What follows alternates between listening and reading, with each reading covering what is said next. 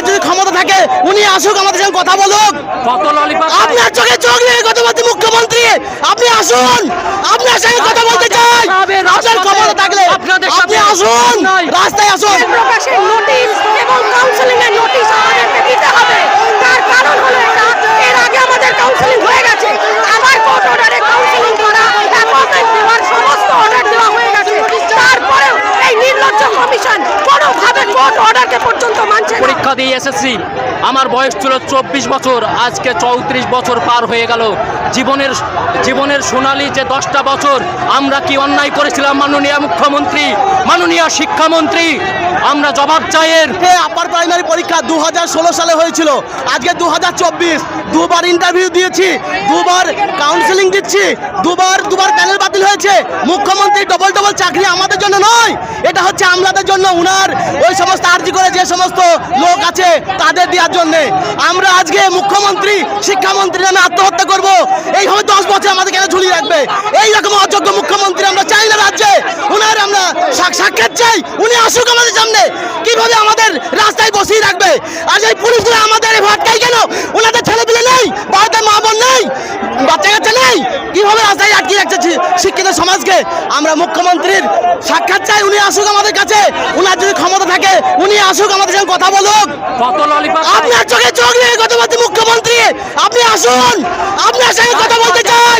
আপনার ক্ষমতা থাকলে আপনি আসুন, রাস্তায় আসুন। আপনার মতো অযোগ্য মুখ্যমন্ত্রী স্বর্ণাক্ষ লেখা থাকবে। আপনি ভাতা দিয়ে টাকা পয়সা নয় ছয় করে এই শিক্ষিত সমাজকে রাস্তায় নামিয়েছেন।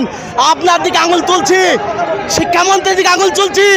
আপনারা যে অযোগ্য, রাজ্যের অযোগ্য, আপনারা আসুন রাস্তায়, আপনাদের সঙ্গে রাস্তায় বসে কথা হবে, নাহলে আজকে রাস্তা থেকে উঠছি না আমরা।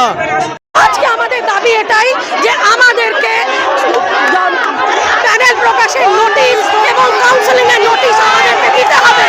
তার কারণ হলো এটা, এর আগে আমাদের কাউন্সেলিং হয়ে গেছে, আবার কোর্ট অর্ডারে কাউন্সেলিং করা, অ্যাপয়েন্টমেন্ট দেওয়ার সমস্ত অর্ডার দেওয়া হয়ে গেছে। তারপরেও এই নির্লজ্জ কমিশন কোনোভাবে কোর্ট অর্ডারকে পর্যন্ত মানছে না, কোর্ট অর্ডারকে মানছে না। কোর্ট অর্ডারে 14,052 জনের অ্যাপয়েন্টমেন্ট দেওয়ার কথা বলা আছে, সেখানে 28শে আগস্ট কোর্ট অর্ডার হয়েছিল। 4 সপ্তাহের মধ্যে প্যানেল প্রকাশ, কাউন্সেলিং, অ্যাপয়েন্টমেন্টের সমস্ত টাইম বেঁধে দেওয়া হয়েছে। তারপরেও এই নির্লজ্জ কমিশন আমাদেরকে রাস্তায় বসতে বাধ্য করছে কেন? শিক্ষিত জনগণ আমরা কি অন্যায় করেছি? উনি টুইট করছেন, শিক্ষামন্ত্রী টুইট করছেন যে হ্যাঁ হয়ে যাবে, পুজোর আগে হয়ে যাবে। এরা কত বড় প্রবঞ্চক, কত বড় মিথ্যাবাদী, কোনো কথাই এরা রাখেন না।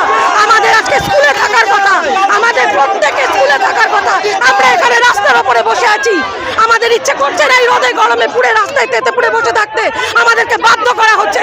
এই সরকার, এই কমিশন, এই শিক্ষামন্ত্রী, এমনকি এই মুখ্যমন্ত্রী, এরা প্রত্যেকে বাধ্য করছে আমাদেরকে রাস্তায় বসতে। আমরা এটা মানছি না, মানবো না। আমরা এখান থেকে কাউন্সেলিং, প্যানেল প্রকাশ, অ্যাপয়েন্টমেন্ট সমস্ত কিছু সুরাহা করে তবে এই রাস্তা ছাড়বো। আমরা এখানে বসে থাকবোই যতক্ষণ আমাদের দাবি পূরণ না হচ্ছে। পরীক্ষা দিয়ে এসেছি, আমার বয়স ছিল 24 বছর, আজকে 34 বছর পার হয়ে গেল। জীবনের সোনালী যে 10টা বছর আমরা কি অন্যায় করেছিলাম মাননীয় মুখ্যমন্ত্রী, মাননীয় শিক্ষামন্ত্রী, আমরা জবাব চাই। আজকে আপনি ললিপপ দেখিয়ে আজকে আমাদের পথে বসিয়ে, আজকে টোটো চালায়, কেউ রিক্সা চালায়, কেউ ভ্যান চালায়, একজন MSc পাশ করে, বিএড করে, আজকে SSC পাশ করে, আজকে আপনার কি এমন রাজ্য? আপনি কেমন সরকার চালাচ্ছেন যে আপনি নিয়োগ দিতে পারেন না, আপনার কমিশন নিয়োগ দিতে পারে না? আমরা এর জবাব চাই, আর আমরা ক্ষান্ত নই। আমরা এর জবাব নিয়ে বাড়ি ফিরবো। মাননীয় মুখ্যমন্ত্রী, আপনার কাছে আমাদের করজোড়ে অনুরোধ, আপনি আমাদের কাছে এসে দেখা করুন, আমাদের জ্বলা যন্ত্রণার কথা আপনি শুনুন। আমরা আর নিতে পারছি না, আজ ঘর থেকে বাইরে হয়েছি। আপনারা চাইলে গুলি করতে পারেন, আপনার স্বেচ্ছায় বুক পেতে দেব, তবে এইভাবে আর বেঁচে থাকতে আমরা চাই না। আমরা হয় নিয়োগ চাই, না হলে আপনাকে অবিলম্বে আমাদের সঙ্গে